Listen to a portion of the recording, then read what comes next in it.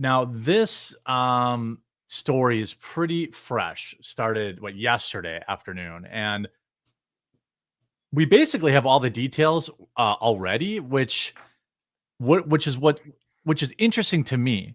What's interesting to me about in this case is I look at it from like an information technology perspective. Community notes on Twitter, I think, prevented this from spiraling worse than it already is. So for people who don't know, I'll summarize it. Again, I'm not so jaded that I can't see that. Look, a kid lost his life here. That sucks. Okay. It looks like there's pictures. Some of the pictures look like I don't know if that's his sister or his girlfriend, but they got a picture of him next to someone who looks 8 months pregnant. I don't know if he's got a kid or whatever, but he's 26 years old, made a stupid decision. And he paid the ultimate price for that decision. And he that is what it is. My interest is in the way the media immediately, including his mother, some lawyer came out and they're like, man, he was just driving down the street. He wasn't doing anything.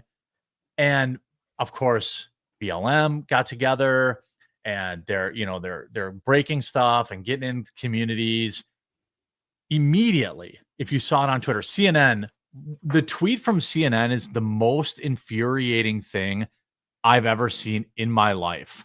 Let me see if this is but just to clarify, this is the one where the guy was wearing a balaclava, no seatbelt. No, it's not him. Oh, yeah. Yes, he's wearing a balaclava, no seatbelt on, gets pulled over, and when they're talking to him, he almost immediately pops off around the cops, and they respond with 96 back at him. Yes, he fired first. There's no denying. There's no disputing that. Yeah. This is why all cops should be forced legally to have body cams. Anytime a cop doesn't have one, I think it's extremely, extremely suspect. Even when I got swatted, I was like, "Do you guys not have?" The county I live in is like, it's like upper middle class neighborhood, and I'm like, "You guys don't have body cameras?" Because I wanted obviously the body camera footage for content. I was like, and they're like, "We don't have body cameras." I'm like, dude, what the hell? You don't have body cameras? Like, what if I had said you did, this is stupid. You should have, I also think they should be in every classroom too. But I was trying to find, where's this tweet? Oh, maybe they deleted it. Essentially, CNN posted the video and said something like, how does this even happen? 96 shots. Oh, here it is. I got it. Okay. This tweet gets put out there, and this is Omar Jimenez from CNN. This is how he frames the incident. And of course, it's everybody saying how he was a good boy. He'd never done anything wrong. He was just minding his own business, even though 3 days before this, he got locked up on weapons charges. But anyway, he types, how does a traffic stop for not wearing a seatbelt? Completely ignores that they had illegal window tint and wearing a balaclava, concealing his identity, essentially. But that's, of course. And with 96 shots, an injured officer and a 26-year-old that didn't make it. Now, here's where it gets slimy. Some say it was because Dexter Reed fired at officers first. What?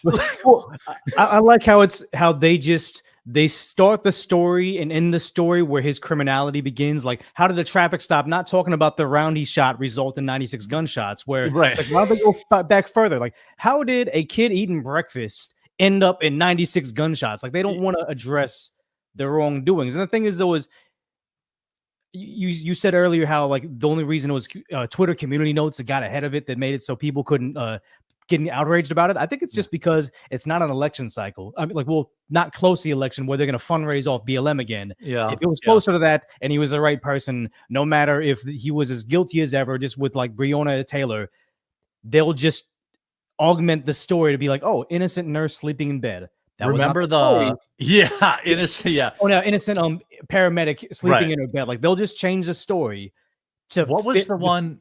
Do you remember? Sorry to cut you off. Do you remember the one where LeBron James tweeted this cop? Oh, yeah. And he was like, everyone's like, get him. Guy Bryant. Yeah. It was disgusting. Disgusting. did you know that he saved a little black girl's life? Like that's Well, I have friends that are so brainwashed in it where he was trying to tell me, he's like, yeah, but a knife injury is a lot easier to survive a gunshot injury. So oh that's my why God. he shouldn't have gotten involved. I was like, wow.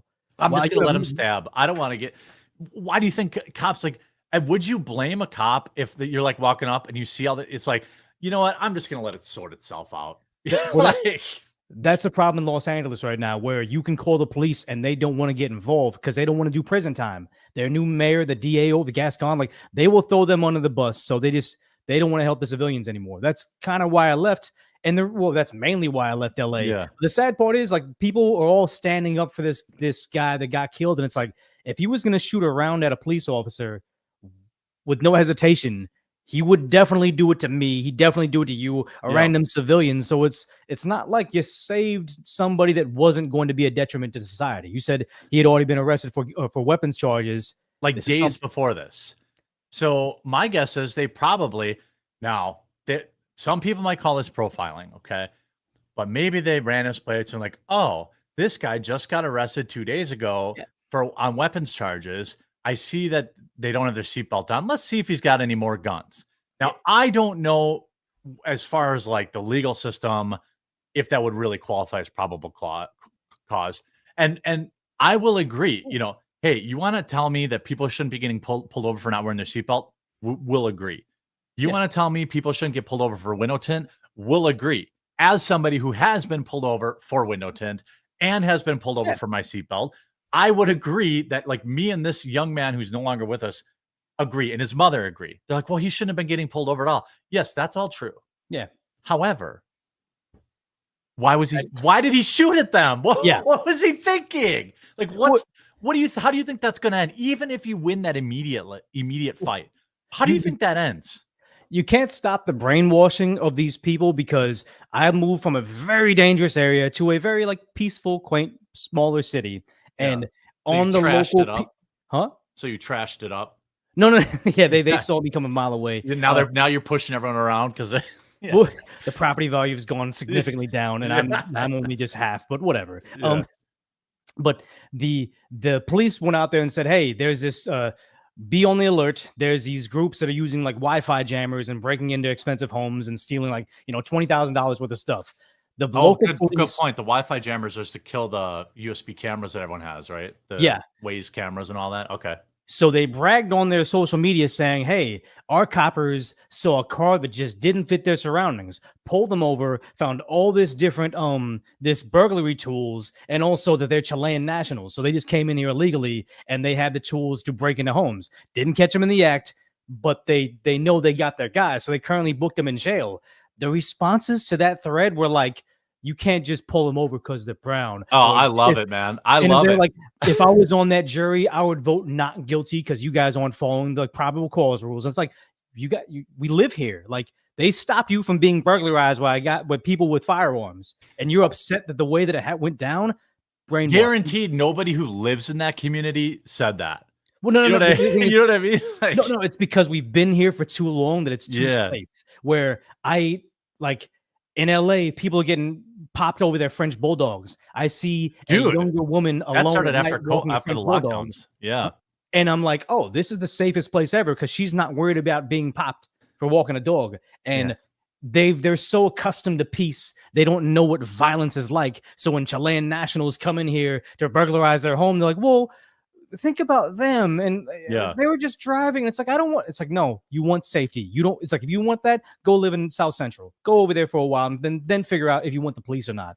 But I always think of that. I'm a big Rambo dork. Like, I know, like, it was like the first, like, I don't know if people out there have this memory or if you have their memory, but for me, it's like, I always remember the first kind of movies I watched with my dad. And it was like Rambo, Missing in Action, which are Chuck Norris movies, and like Steven Seagal movies before he got fat. And like, I remember the last Rambo movie. This is going somewhere, I promise. It's like in the fourth or fifth Rambo movie. No, the second last one. He's over in some indiscriminate Asian country where there's some sort of turmoil. It's the new one, right? It's not. It's like the second newest one. It's the new Rambo, but not the one in Texas or whatever. It's the one where he's over like somewhere in the jungle. He's with these Christian, you know what I'm talking about? Okay. It scarred me. I saw that and it scarred me. I was like, no. That scene, right? The scene where he's like, they would have killed you all. And like, they would have, like, he's like, you would have raped the woman 100. The guy's like, don't do that. I'm going to report you.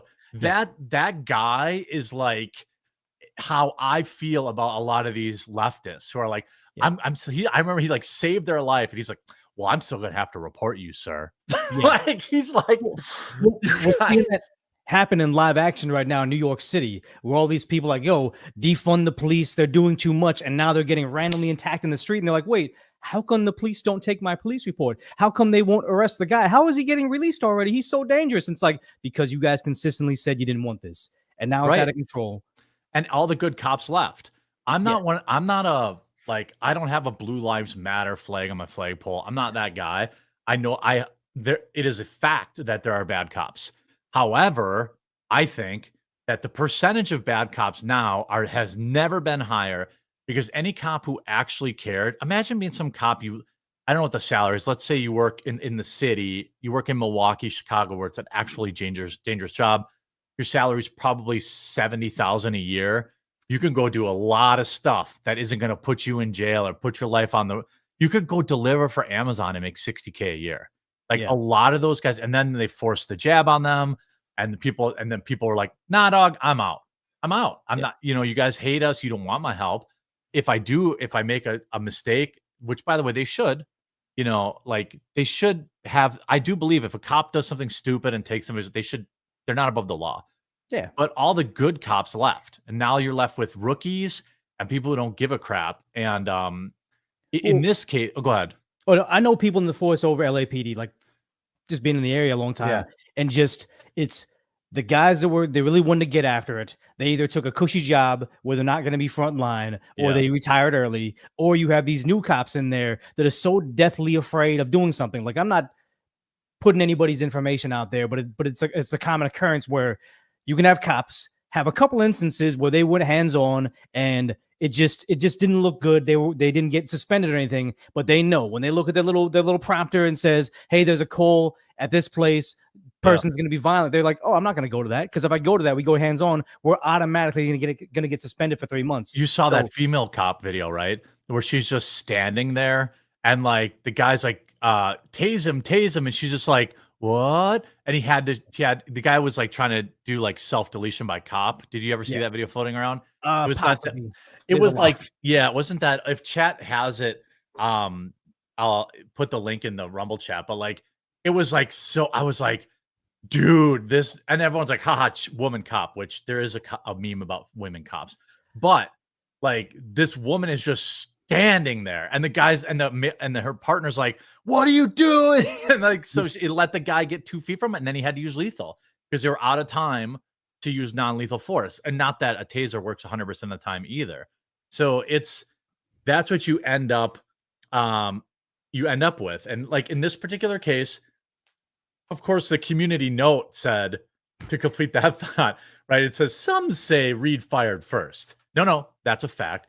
Yeah. But as the investigation shows, but some believe the stop never should have happened. Like, that absolves it. That's like saying she lied about being on birth control, but I begged her to abort the baby anyway. I'm still a king responsibility taker. I'm just saying, that's a hypothetical, Decoy.